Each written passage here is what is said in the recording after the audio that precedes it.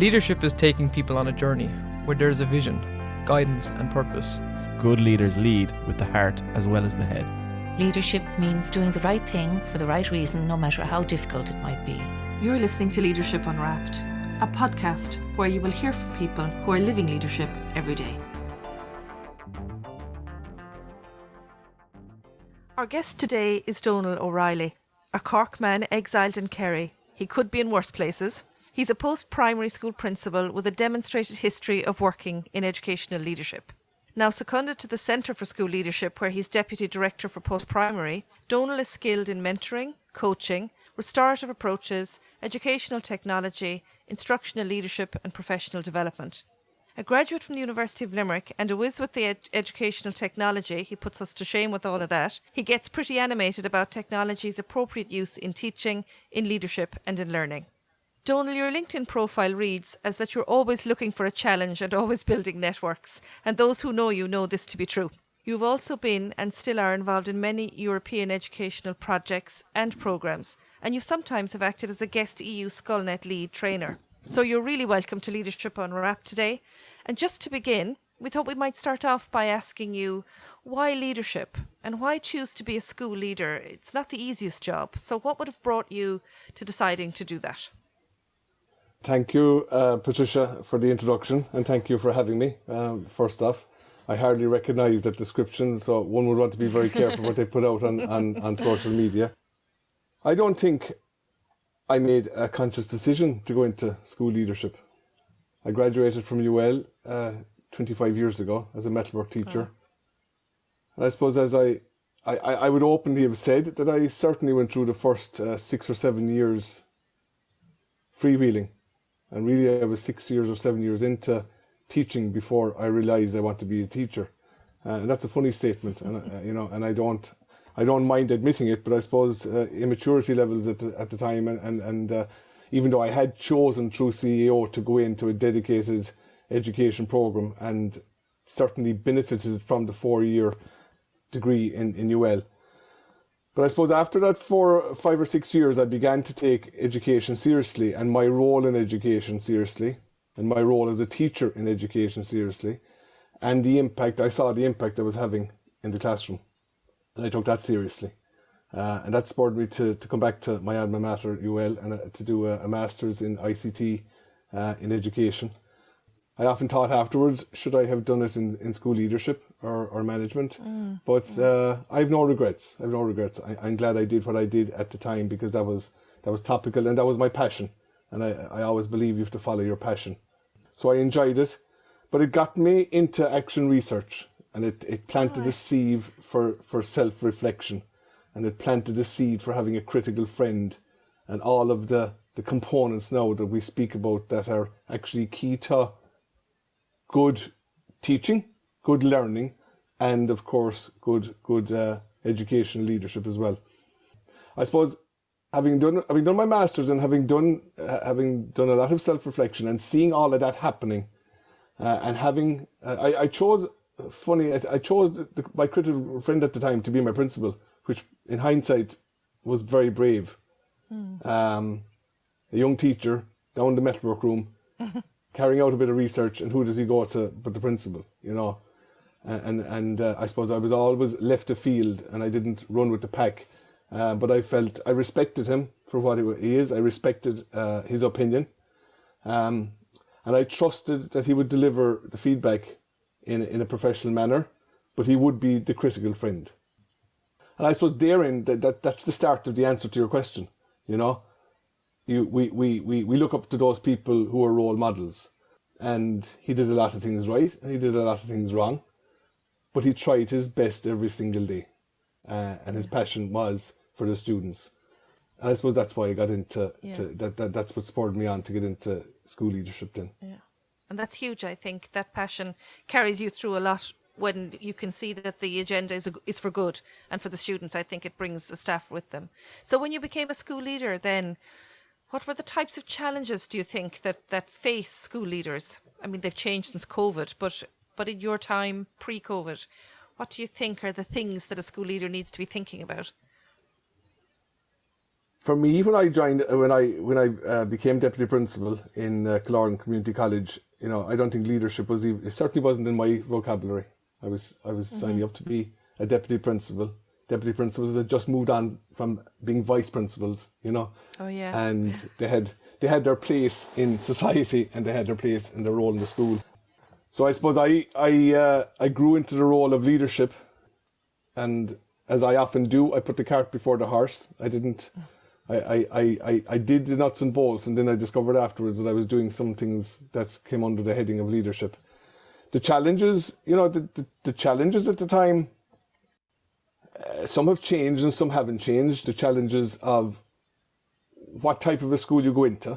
I was an external appointment into a school where there was internal candidates.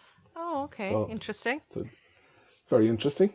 That's an interesting start. And within those, some of those candidates congratulated me and genuinely meant it, and some congratulated me but were still hurting. And I suppose I felt I had to prove it to myself, but I also felt I had to prove it to the others that I was the best person for the job. So that's a challenge for any school leader going in, and it's a challenge coming from the inside as well. It doesn't make it any easier, because when you're coming from the inside, the school, you're a teacher in the classroom one day and you're the deputy principal or the principal the next, and that doesn't happen by flicking a switch, and relationships can be damaged, relationships change. So there are challenges that are still there. So how do you bring people on board then? I mean, that's some of our research looks at the culture of schools, and I often talk about the concept of being institutionally hurt in my own work, so that you can be really disappointed when you think that you will be the best person for this job and somebody else then becomes that person who gets that job, and you have to learn to work with them. And so as a leader, that's a really important space that we have to inhabit, about bringing people on board. So how do you do that? I don't expect you to answer that completely, otherwise you'd have a best-selling book and we'd all be buying it. But how do you think you managed it?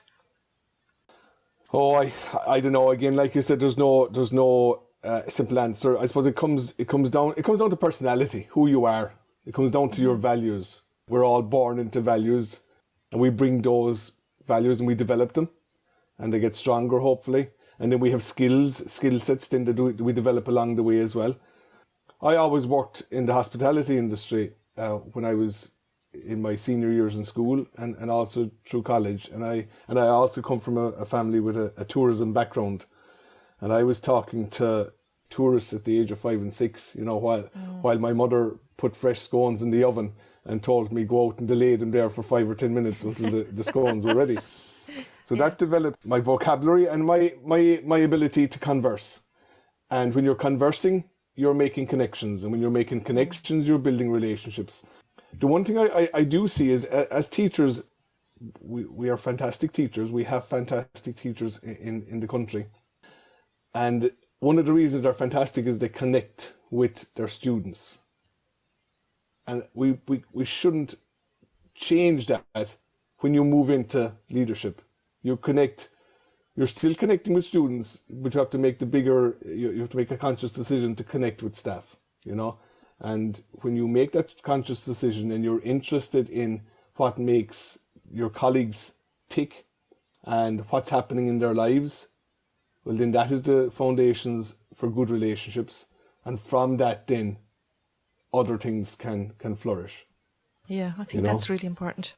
Yeah, I think I completely agree with what you're saying, and the importance of relationships within, like the teaching space within the classroom, but also within leadership. And I think the point you were making about the challenges, depending on if you were a principal external to the school or if you were an internal candidate that got appointed, both of the challenges kind of relate to relationships, don't they? Because if you're external coming in, you don't know the people that are there. The other people have, some of them would have gone for the position that you did get. Whereas likewise, if you're an internal candidate, you were someone's, peer, kind of in a very similar position yesterday, but now today you're the leader of the school. And again, that's a difficult dynamic, or it can be a difficult dynamic, I suppose I should say, to navigate relationship wise. And sometimes the external candidate is coming in with no baggage, because they're starting with a clean slate with all staff. And that's an advantage for coming in from the outside. You know, the internal candidate naturally has a cluster of friends. You know, you have colleagues that you work with, and then you have friendships. And that's difficult. And it's the perception again. It isn't actually, a lot of it isn't a difficulty, because school leaders don't suddenly start, you know, there isn't an inner circle making decisions. School leaders make decisions for the good of the school, and they try to bring everybody along. But perception can be damaging. Yeah. Not actually what's happening, it's the perception of what may be happening. I was talking to someone, we were talking about this exact thing, and I was saying when you're in school and there isn't a huge amount of mobility in the profession, when you don't get a job or you're not successful, you're in the same place and it feels quite small. And we were talking about in our own careers not getting things, and I was saying to her, you know, I went for this job once and I wasn't successful, and the following Monday I did what I called the walk of shame, everybody going, oh sorry, you know, and by Wednesday I was last week's news, you know. But you certainly don't have a lot of experience of that when you're in just one setting, but once you come out into other settings, you sort of grow a skin about that, I think, that we don't always have when we're in our school for all of our journey for our profession, I suppose. So we were having a bit of a laugh about that today, but it's part of the journey, I think, for all of us. And I suppose we're emotionally attached as well. I think we're more emotionally attached to our jobs than other people, I think, you know. I think so. And too. I think for that reason, because we're emotionally attached to our subjects, and we're passionate about our subjects, and we're passionate about our students, and very often we're passionate about the jobs we go for, because they're attached. We've an attachment to the school, and I think the disappointment is stronger for the person from within. That, look, I've given my life to this school. I've done so many good things, and I don't get it for one reason or another. And I think that's difficult to assess and take on board. I do think there's a change, and I don't know why there's a change, but I've spoken to a few mid-leaders that are going for senior positions, particularly in the last 12 months. And there seems to be more awareness there, more self-awareness and confidence that they're good enough to do the job, which is great, but also a preparation that if I don't, that it isn't, I'm not good enough. This isn't for me at this time.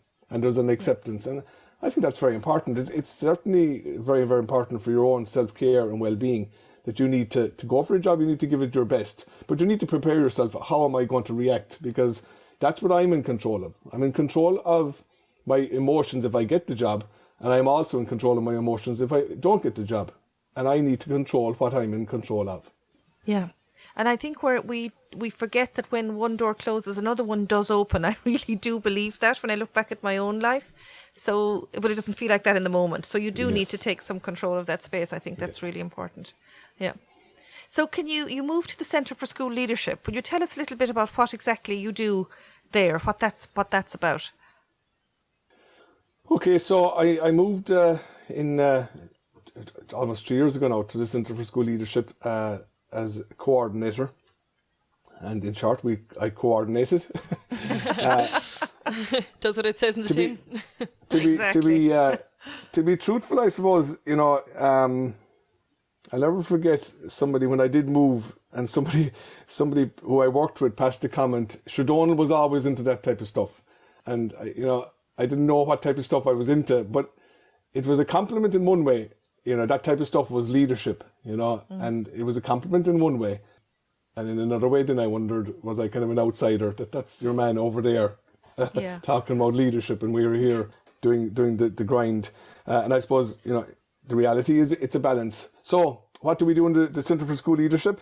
Prior to my arrival, I joined they took on 2 coordinators at the time, primary and post-primary, my colleague Finbar Hurley in primary.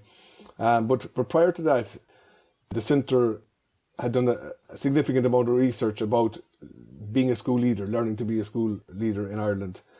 And I suppose the perception, again, was there. The school leader was the principal and the deputy principal, you know. And they did extensive research and produced a publication on it, and basically highlighted and created a continuum of school leadership in Ireland. Teacher leaders, middle leaders, aspiring senior leaders, newly appointed senior leaders, experienced senior leaders, and system leaders. And I suppose what we do then is we try to support and promote and seek out research and have discussions around that and nudge things forward, move things. We do a lot of work behind the scenes with stakeholders and collaborative projects, but in the front end, we support the PDSL through yourself, Patricia, NUL and NUIG and UCD. 300 participants every year doing a fantastic programme. Coaching for school principals as well, which has been extended out as well now to school principals and their teams. And I think that's profound, right. and I think that's something that's looking at the future as well and sustainability. And you can't be talking about the team and the middle leadership and distributed leadership and then just having coaching for the principal. The principal is important, very important, very, very important to look after the principals. But this hybrid model, the principal has some one-to-one sessions with the coach, with an executive coach, and then can plan for another 4 sessions with the team, whether that team is the team of 2 or 3 deputies and the principal, or the team, some APs as well. And where that's happening and schools have embraced it, it's proving very, very successful. It's helping them have a plan and a strategic plan about how they do business. So yes, I could go on. We've done a lot of collaborative projects with research projects with DNAPD, IPPN. We completed a very interesting one last year with JCT around the whole management resource hours and how that resource was used in school and how that resource reflected or empowered leaders and where it was given to formal leaders and informal leaders and the result it had in school.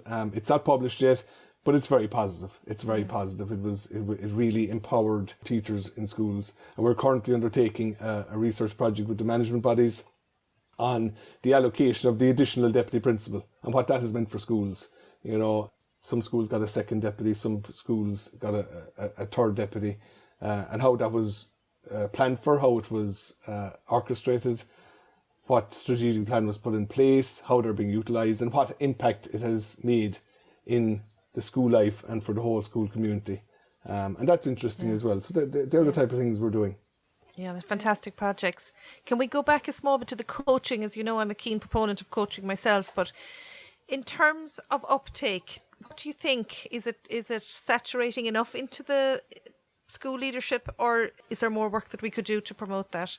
I think every school leader should have coaching. That's just my view. I think it really helps you think strategically about where you're going and how to manage the context that you're in and how to manage how you feel about those and how you can reflect and be more strategic about them. So I'm certainly a keen proponent. But do you think the uptake could be better? And if so, what do you think the reluctances might be, if there are any? I suppose things can always be better, but to contextualize it, and I was in that role myself. I was acting principal in Killorgan Community College, and I got the flyer about coaching, and I looked into it, and I said, sure, how is this going to help me? An executive coach coming in who isn't educationally based, I can't see how this is going to work. But being the inquisitive person that I am, I enrolled in it, and it was amazing. And you have to experience it to understand what I mean. But this is a huge cultural shift. This is offering principals a resource that they would never have experienced all of the way up through their own education or their training or their professional career.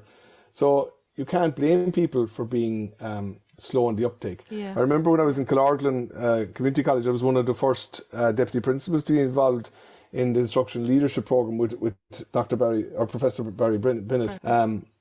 And he said at the outset, he says, you're talking about 15 years minimum to change a culture of schools.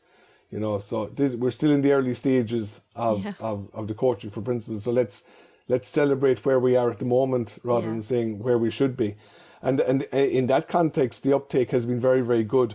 Funny enough, in COVID, obviously COVID hasn't helped it in the initial phases of COVID, but actually in the latter part of COVID, Because coaching really is and should be a face-to-face engagement, anybody that was possibly considering it probably pushed it out a little. But as COVID went on a lot longer than we had anticipated, I suppose there was only so long that people could wait, and they actually started engaging online. And I have been speaking to coaches as recently as this week, and principals and deputies, and they're doing it online, and they have no intention of going face-to-face. It's working, you know? Yeah. Yeah. Yeah. And is It it is open working. so to, is it principals, deputy principals and assistant principals that it's available to? Yeah, the team, it's so four initial sessions with the principal, because there's no point the principal, unless the principal has gone through the process and understands it and has worked Yeah, through it. And absolutely. you really need 4 sessions to get that momentum going. And then it can be rolled out to the principal and the leadership team. And depending on the school, the size of the school, a larger school, the obvious one would be the principal and the 3 deputies. And in the smaller schools, it could be the principal, deputy, and maybe AP1s or a selection of AP1 and AP2s. It sounds fantastic, and the potential for building team, just that space to sit together in a facilitated space, to put out ideas and to think more strategically, just to come out of the day-to-day busyness of what we do, which is the biggest challenge for us in leadership, and to be able to just reflect with your people is really super. I mean, it's a huge gift to give back into the profession, I think, to offer that. If I could say one thing to any listener, it would be do coaching. It's just so supportive, and it builds a sustainability in the job. That's the piece that I feel about it. So, it helps you stay healthy and well in the role of leader. So I think I can't say strongly enough how supportive I am about the use of coaching.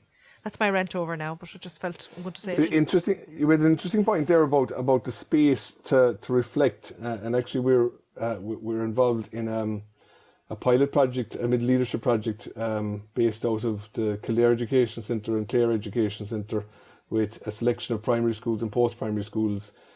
And the model is where the middle leaders have an opportunity to come together with the principal and deputy and that wider leadership team, and to reflect on some competency modules that we have put together, and they engage with them asynchronously, and then come together and meet the other schools in a cluster environment, have that discussion, tease it out, what it means to them, and then go back and meet themselves and contextualize it.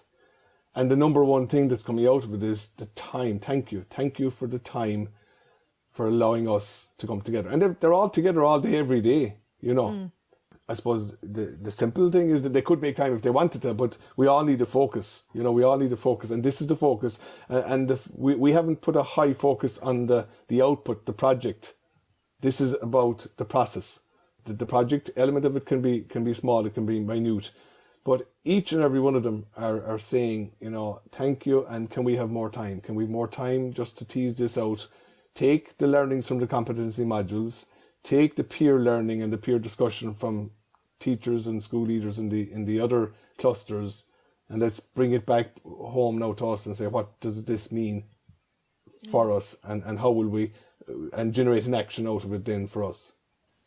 Can I go back a little bit to your comment when you looked at the flyer about coaching and you said this is an executive coach from industry coming? Well, like what's that benefit for us?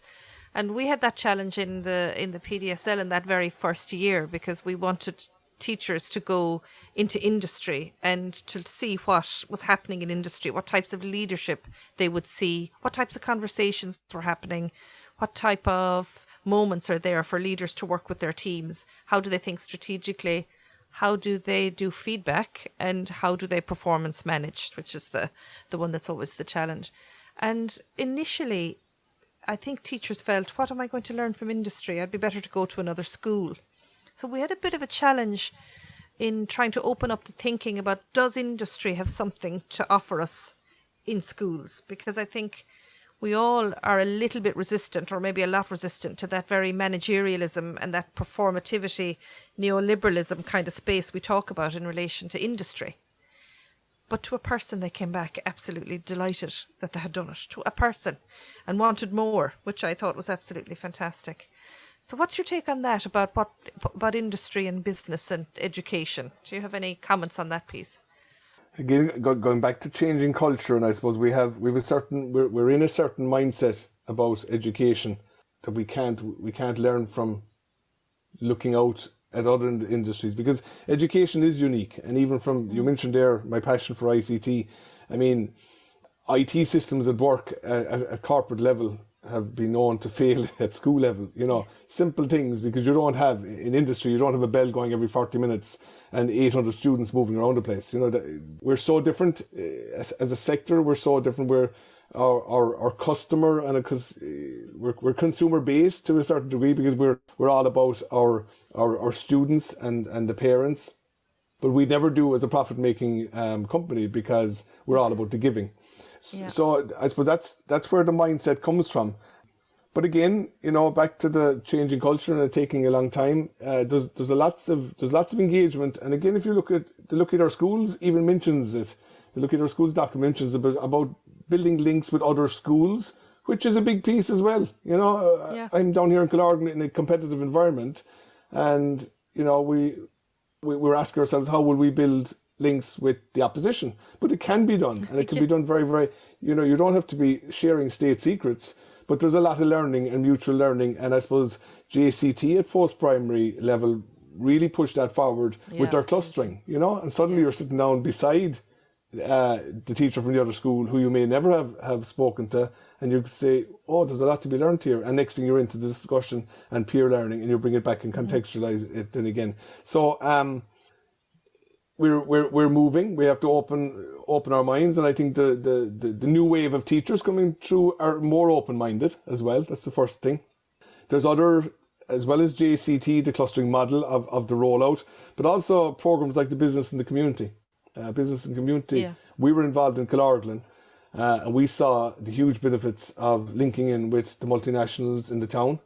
Through the Business in the Community, I was able to link in with a deputy principal project that was run out of Cork and run with the multinationals there, and I benefited hugely from it. I think I had 4 visits to different companies, and just it causes you to reflect on where you are yourself and join the dots between education and industry. And when you hear industry saying, we're envious of you guys, the way you do this and that, and you say, well, we're not all that bad. But it's moving slowly, it's moving in the right direction.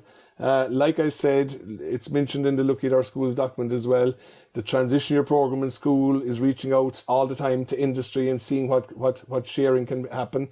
Industry itself has woken up and realised that there's a benefit in engaging with schools, and it's not just for the corporate social responsibility tick box. It's actually very, very beneficial, and they're going back into their feeder pool as well. So it's anything that's mutually beneficial will happen a lot quicker. It's not one person pushing it.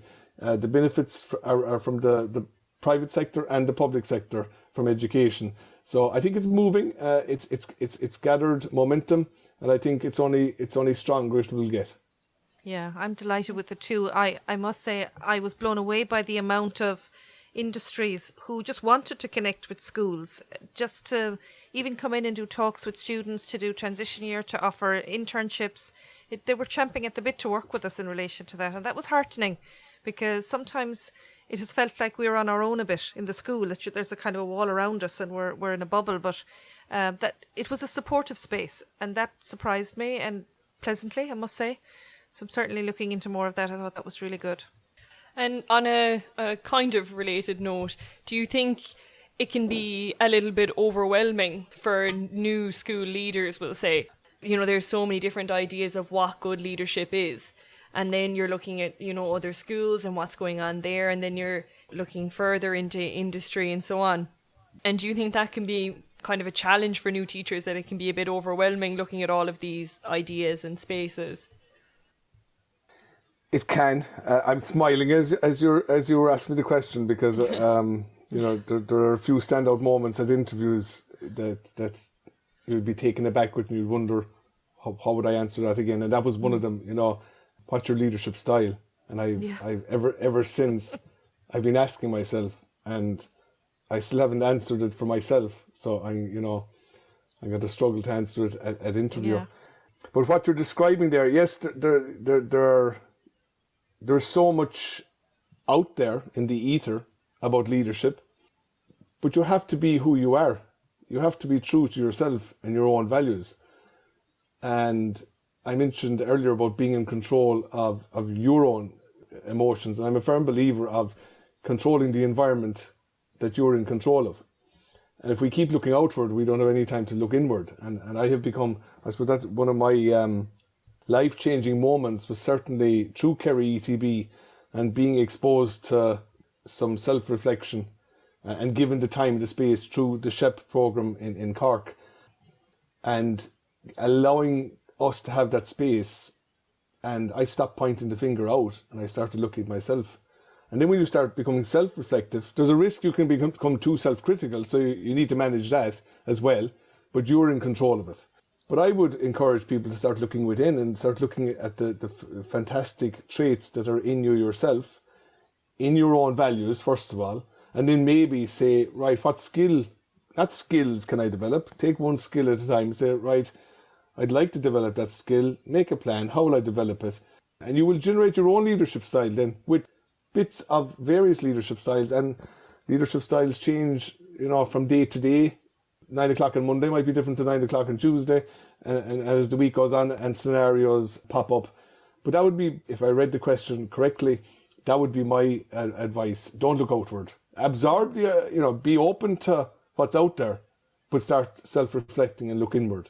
We were talking a little bit about this ourselves as well, and I know we mentioned it last week, but like we teach who we are. I'm a real fan of Parker Palmer's work. That whole sense of what you bring is your best resource for teaching. And it's exactly the same for leadership. We lead who we are, and you're not going to keep everybody happy. And a good bit of the time, there's going to be a fair few that are not going to be happy, big time.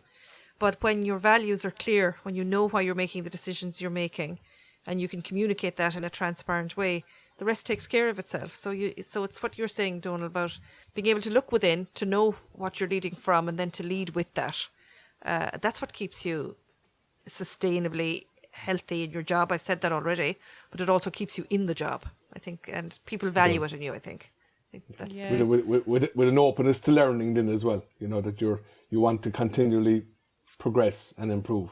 100%, absolutely. I think it's a wonderful point to make. Like, as someone who researches educational leadership, I of course see the value in the reading and the research and the exploring, investigating, all of that. But I do think it's a nice point to make that at the end of the day, you can't really be anything other than who you are.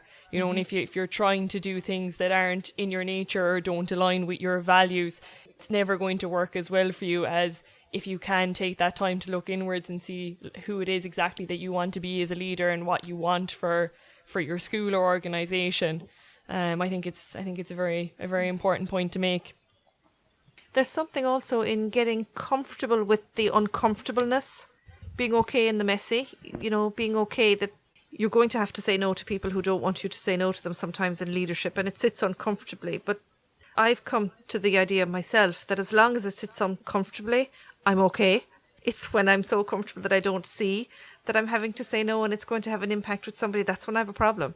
So it's making friends with that piece and still saying I'm working from my value space and I'll do my best in that space. I think that's one of the things I'm learning a bit about leadership, about getting comfortable in the uncomfortable or in the messy. Yeah. I think looking back in my time in school and when I return again, there's two things that stand out for me. It's number one, to be consistent. Nobody likes a moving feast or moving goalpost, and be consistent, and consultation. Hear the voices and make an informed decision. But if people feel heard and they know that you're making a decision, there's such a burden on school leaders that it isn't just one thing, and there's statutory things that need to be considered as well. But if people feel heard and people feel that they have a voice and that the decision was made knowing all of this, well, then people will be more acceptable of it as well. I agree. Yeah. And that is all you can do. It's all you can do, I think. Yeah. Yeah, which is why I think as well, just not to go back to it in too much detail, but even talking about the coaching for the leadership team, I think is such a good idea, because while of course it's beneficial for the school leader, it'll create more of that culture, more of that buy-in, and make sure that everyone's on the same page, which I think is hugely important with trying to implement any change or strategy. It's really important to be able to be in the space where you can receive feedback that's not telling you you're perfect, or may tell you messed up, but that you can hear it, and that they're able to say it in a way that you can hear it, so you can take the message. That's built in trust. And that's why I think this leadership coaching piece where people are together might actually build that space for people to be able to do that. Definitely. Better, I think, yeah. It's really in the power that it will have on, if you have the leadership team that have gone through this and it has worked for them, and they're living it and they're modelling it, imagine how that will filter through the staff and become cultural in the school. And then you're talking about a huge shift then, because then it's a big culture piece. And then you have to imagine, we came out of a school system that wasn't like that. You can imagine the young people that come out from a system where they've experienced this from their school leaders and from their teachers. And those people will go into teaching profession, and that gives me great hope. Look at the legacy that's going to be left after us. Yeah. God, I'm getting inspired now, Donal. You're cheering me up. That's absolutely fantastic. I always feel that when I meet you. Every time I come away from a meeting with you, I'm always feeling uplifted. I don't know whether I've ever said that to you, but I hope our listeners will feel that from you today. But I always do. It's always a pleasure to talk to you. Well, the feeling is mutual. I don't know. It's very unusual for a Kerry woman and a Cork man to actually. What can I say? Usually, but it is. It's always a pleasure to meet with you and engage with you, and it's important for everybody, and particularly during COVID. But you have to surround yourself with people who enthuse you, and people who energize you. And that's something that I have certainly learned myself in a personal capacity through COVID. But you energise me, Patricia, and I think that's important for people on a personal level. But as this is about school leadership, that's what you must do as a school leader as well.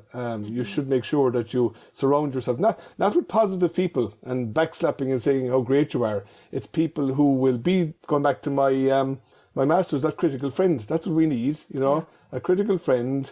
Who will energise you as well and question you and have good professional dialogue with you. Yeah, I think that's just the setting for growth. So, and I certainly feel the same in our meetings. I always come away thinking, yeah, could do that, could pick that up, and it's usually something you've said. So I'm always very grateful for that. So thank you so much for taking the time to chat to us, and I'll be chatting to you soon. Thank you for having me. Thanks, William Donal.